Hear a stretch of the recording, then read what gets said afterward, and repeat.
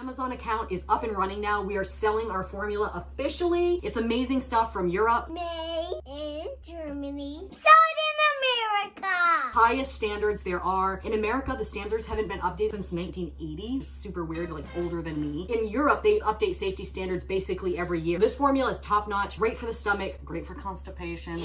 This is a great product. If you happen to want to purchase it and join us on our journey, then grab the link in the description. If you do and leave a review for us, send me a screenshot at vinandsori@gmail.com of your review after you have received the product. We will put your name in a hat. Song reviews are going to come out by some of the people that have left reviews. Don't forget to send us a screenshot of your review once you get the product. Now a word from our mascot dressed as a pirate, Fuji.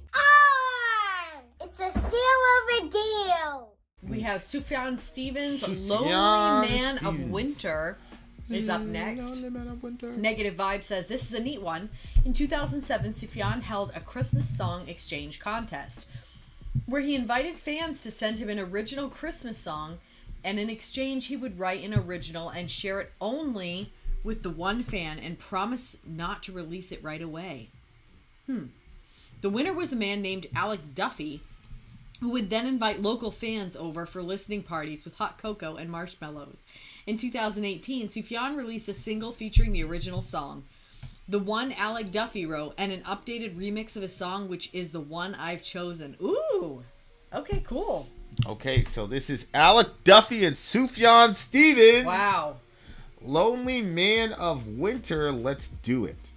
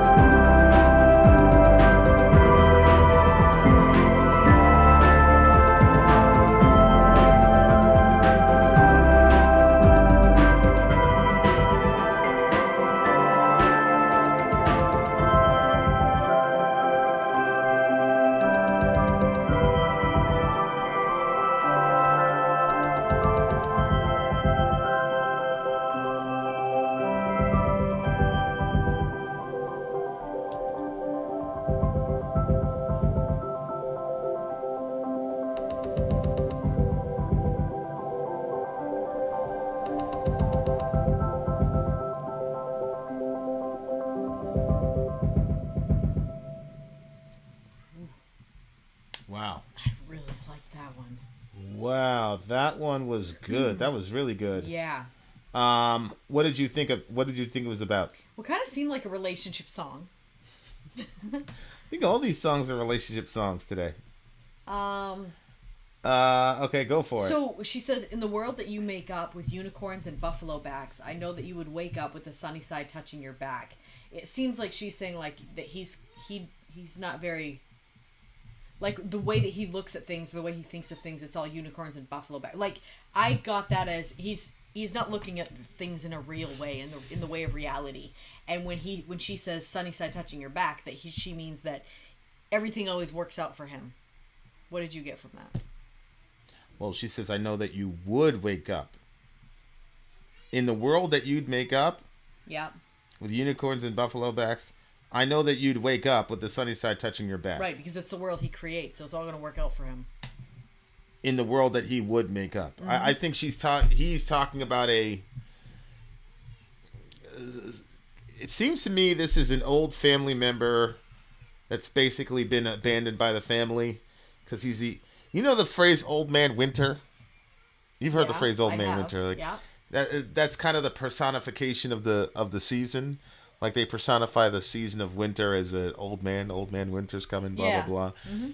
And that's not a good sign. Mm-hmm. Like people usually don't talk about old man winter in like a positive way. It's like, oh my God, here's old man winter. Mm-hmm. So he replaces it with the lonely man of Christmas. Okay. So it just seemed, it made me think of we had that downtown ministry and stuff, and we threw a Christmas party one time. But you'd interface with like Tex was one of them. Yeah, what about? Where I just remember it'd be Christmas and like I think to myself, because I had organized this Christmas thing, and one of the guys one of the street dudes took me aside and said, "Yo," he said, "look at this," and I'm like looking at these people, and we're feeding them, and we're able to get them presents and stuff because. Mm-hmm. One of the girls created a gift list and stuff, so we were able to get them real practical, shit. But there's one guy, Tex, and Tex always smiled, like no matter what, like he always smiled, even when he was talking about like because he had family in Texas and stuff, and he's like, yep, they're over there, and like he's not with his family on Christmas, and mm-hmm. It was tough, people be like, damn, like, this guy's got a family, and I'd say, yeah, guys, be careful, because mm-hmm. we don't know mm-hmm. this dude's backstory. All we know is what he's telling us, mm-hmm. and our job is not to judge his family or try to figure that out. Our job is to just love. But at the same time, it was like, whatever the reasons were, and I'm sure they were valid, because he had an alcohol problem, at minimum. He had an alcohol problem, and but it was crazy being like, yo, if we didn't throw that thing for them, like he'd have nothing. There'd be no celebration. Yeah. There'd no, yeah. And I really liked the way that we did it, because the leader was like making a big push to say, we're not going to do these people as charity cases. Like we really want to like honor these people. Yeah. We need to spend some money. We need to make it like... Yeah, it's not going to be like cafeteria food. Make the food that you would make at your family reunion. Yeah, and make it aesthetically pleasing like Christmas and things like that. And so it was such a nice time. That was some of the best Christmases or holidays, I thought. Yeah. Being a part of all that with everybody. It was, but like that's again like one of the tough things I try to reconcile with the holidays is like you have all these people where their loneliness gets triply compounded because now it's the holiday. You know what I'm saying? Like, and that's kind of like a weird, like why are you always looking at the negative side of shit? But like, the song instigates it to a degree. Yeah, but I think it's necessary because there's just so many people that feel that way. So many people have experienced loss on different levels, and the holidays that's the most depressing time of the year for lots of people. And so I think it's good that, he addressed it in this song. Well, it says he's riding in the devil's abyss. You see that right there at the end of verse 2? You have writhing? Riding, R-I-D-I-N-G. Yeah, me too. Okay. So, that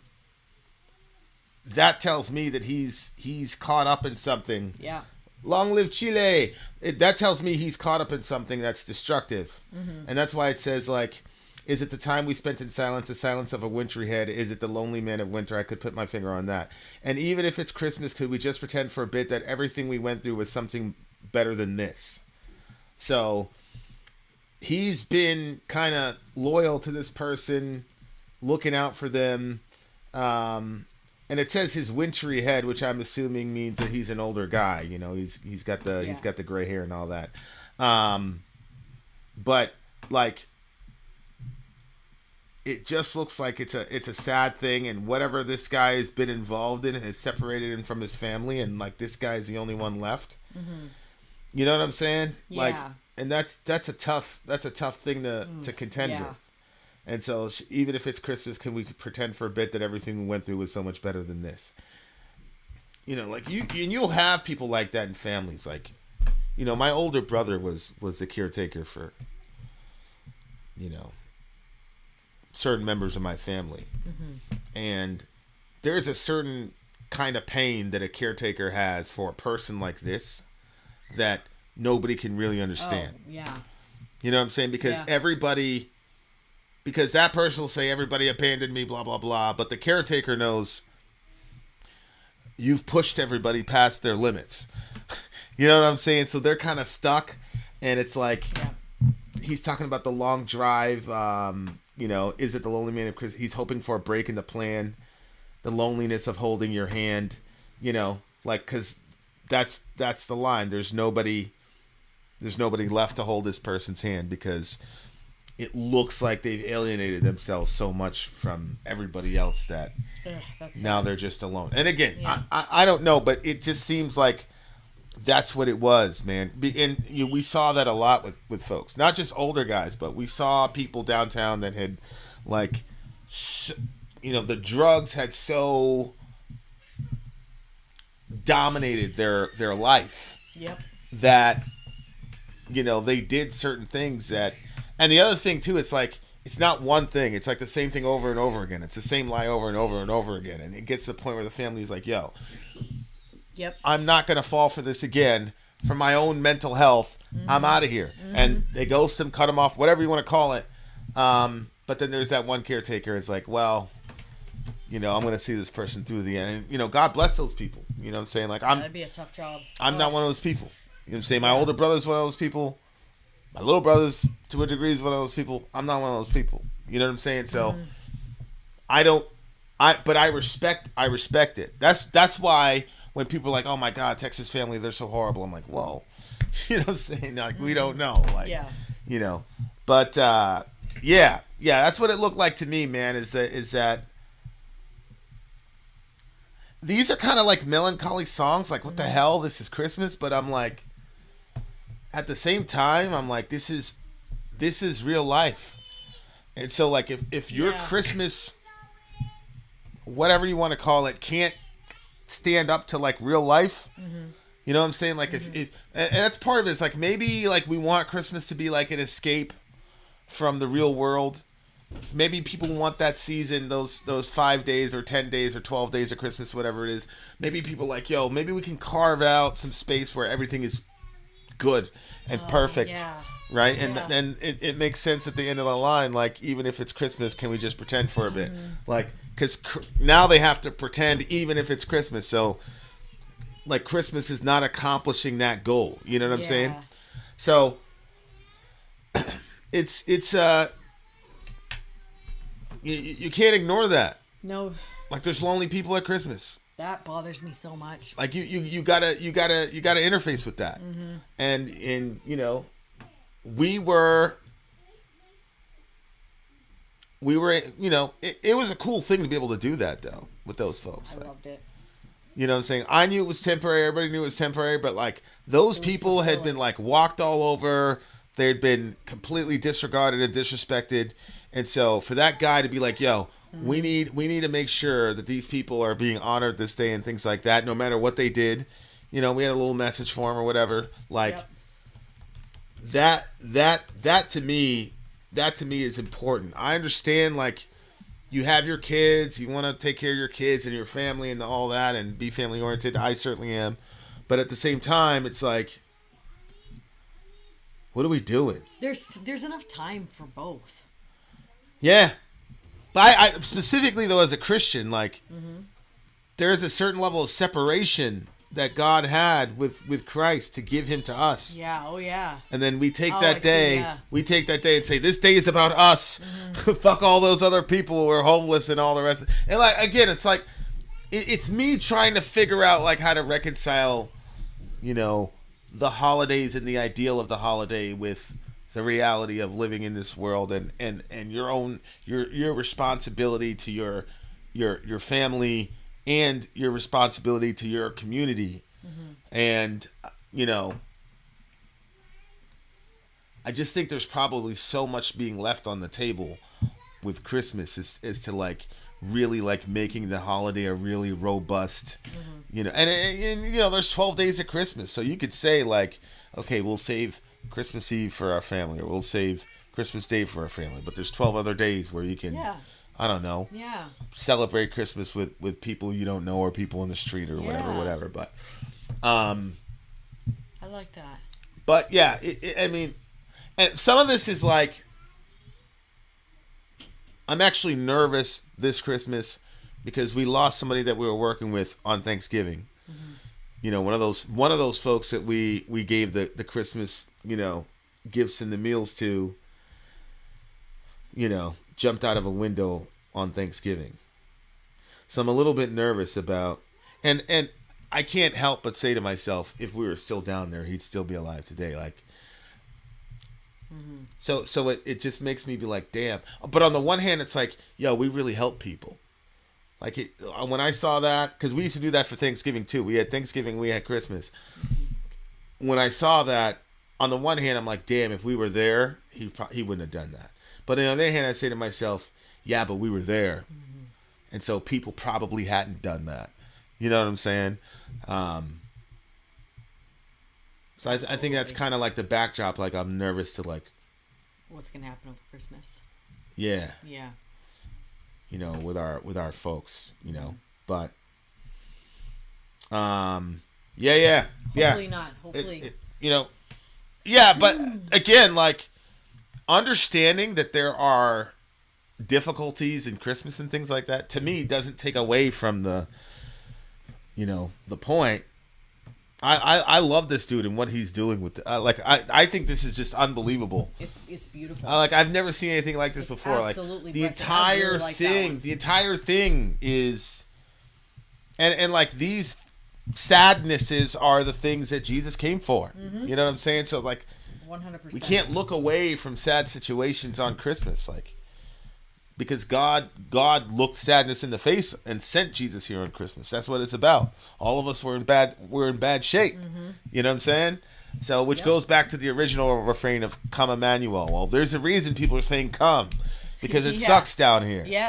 You know what I'm saying? So that's why I'm like really feeling what this dude is doing with Christmas. Like he's putting like a real spin on it, and I don't know. Obviously, I don't know what this guy's spiritual where he's at, but for me, like, there's ultimate hope. Like, I believe we're gonna figure it out. I think Christmas is gonna be, inshallah, different 40 years from now.